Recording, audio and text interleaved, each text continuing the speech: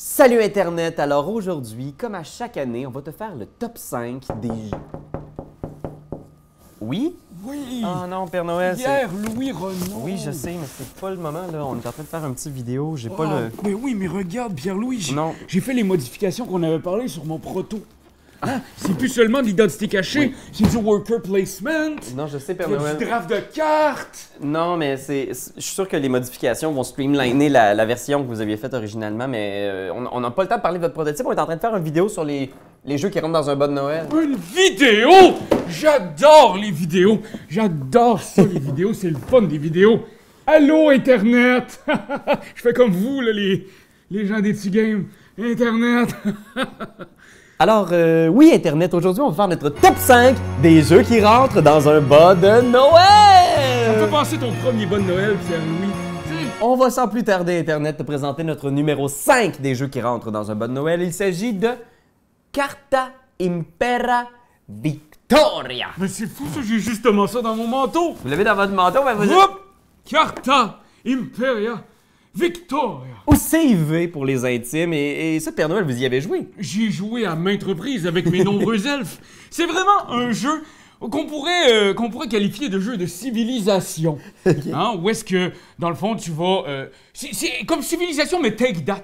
Donc, tu peux faire chier tout le monde. Mes elfes étaient pas contents quand j'ai joué la fameuse carte religion qui faisait en sorte que je pourrais prendre toutes leurs cartes et leur donner le même nombre. Mais je pouvais mélanger ce que je voulais dedans. Fait que c'est un peu comme un Seven Wonders duel, mais avec beaucoup de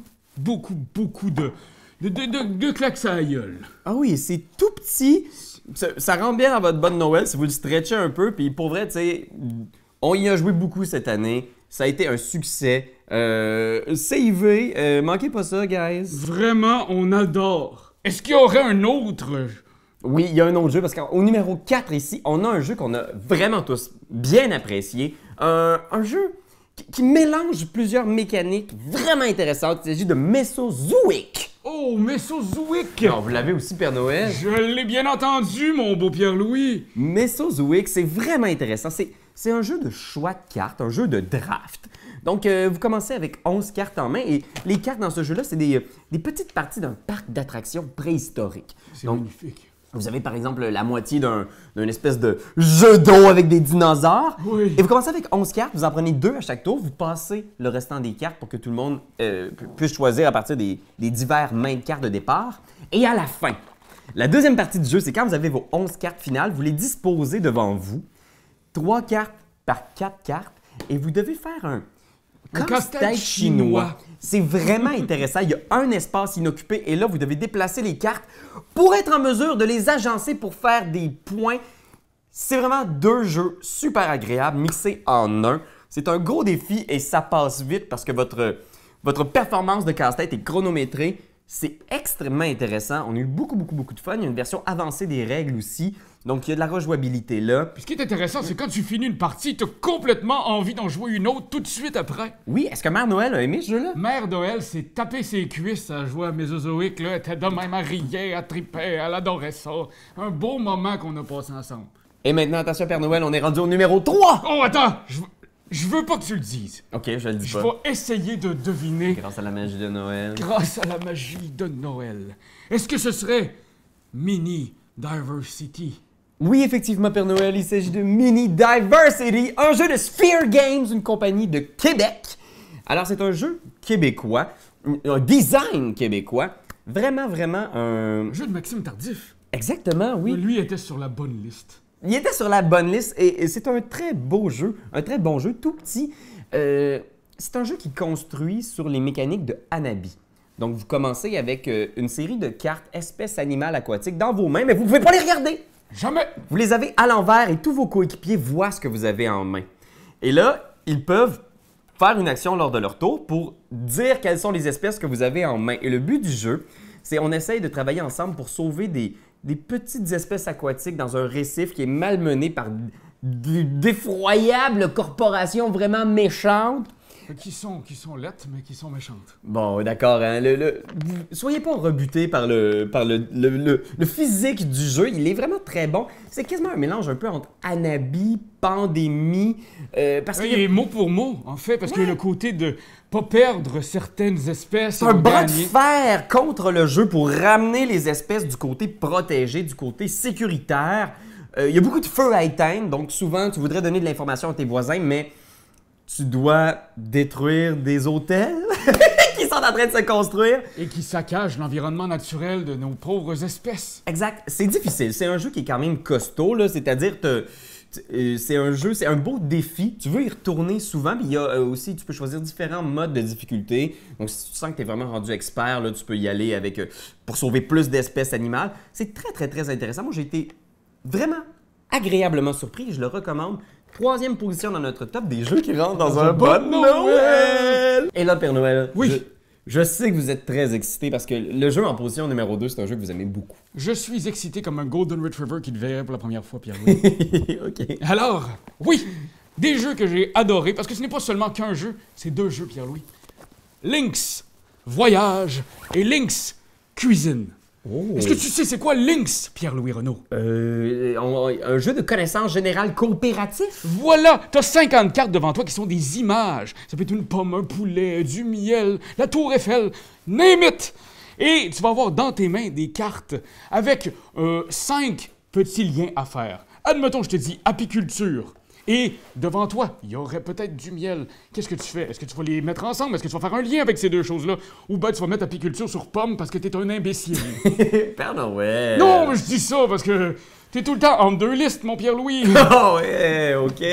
Mais ça a l'air vraiment chouette. Pour vrai, nous, on a joué au proto. Je sais que vous avez clenché les 2 premiers, Père Noël. Oui, et connaissant Marie et Monsieur Joël qui ont créé le jeu, je crois qu'il y aura une panoplie de jeux dans les années à venir. On ne sera pas laissé seulement à 1 et 2. Oui, parce il y aura 3, 4, 5, 6. C'est un jeu d'énigmes coopératif, hein, parce qu'il faut trouver les mots indices sur quelle image ils vont.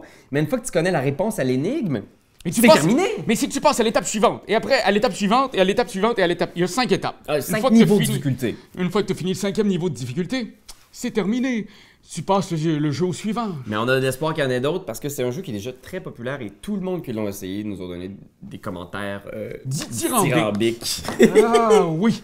Mon Bob Bonhomme Hiver, vous allez nous dire c'est quoi notre top 1 maintenant? C'est quoi le meilleur jeu pour mettre dans un bon Noël? Écoute, ça fait quand même des centaines et des centaines d'années que je travaille dans ce milieu-là de mettre des trucs dans des bonnes Noël. Et je dirais que Railroad Inc. est tout qu'un jeu à mettre dans un bon Noël. Ouais, écoutez, on continue sur la folie du roll and write. Il y a eu beaucoup de ce genre de jeu-là cette année. Ça a été l'année roll and write. Oui, tu roules des dés et tu dessines sur ta feuille. C'est ça la traduction française. Tu dessines sur ta feuille. C'est bon. Ah, c'est tellement beau, regardez ça. Tu sais, c'est... Pour moi, en tout cas, personnellement, Père Noël, là, quand vous me l'avez amené, parce que vous nous amenez tous les jeux qu'on teste et qu'on... C'est moi, ça. C'est lui, ça. Quand vous nous l'avez amené, j'ai vraiment eu un espèce de coup de cœur instantané. Déjà, la boîte est magnifique. Ouvre-la, Pierre-Louis, montre-la. Aimant pour ouvrir. Et là, dedans, vous avez 6 plateaux individuels. C'est des plateaux de joueurs. Et c'est tellement simple, mais c'est pourtant super efficace. C'est un petit casse-tête spatial où vous roulez des dés. Donc, vous avez des dés où est-ce qu'il y a des chemins de fer, des autoroutes. Vous roulez 4 dés. Vous avez 4.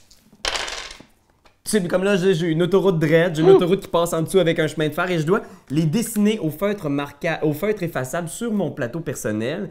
Et le but, c'est d'essayer de relier le plus de petites entrées sur le bord du plateau. C'est vraiment chouette, c'est tout simple, puis ça donne quelque chose au final, là, où vous avez votre petit réseau personnel.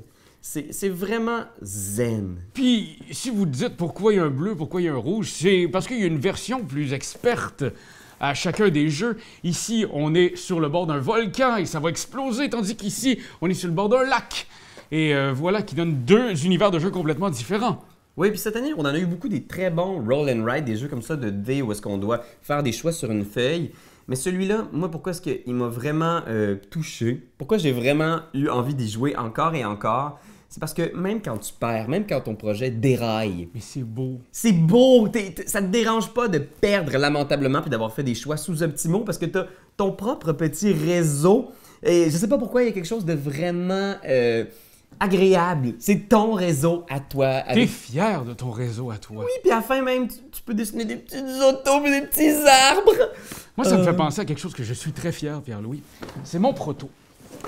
Mon proto, maintenant, je pourrais dire, j'ai rajouté un roll and write aussi dedans, dans les dernières versions. Quand t'aimes quelque chose, tu donnes des bisous dessus. Mais comme c'est un ordinateur, tu donneras pas de bisous. Tu vas plutôt commenter, puis tu vas partager. Oh oui, partager, partager, partager. C'est la leçon de Jésus!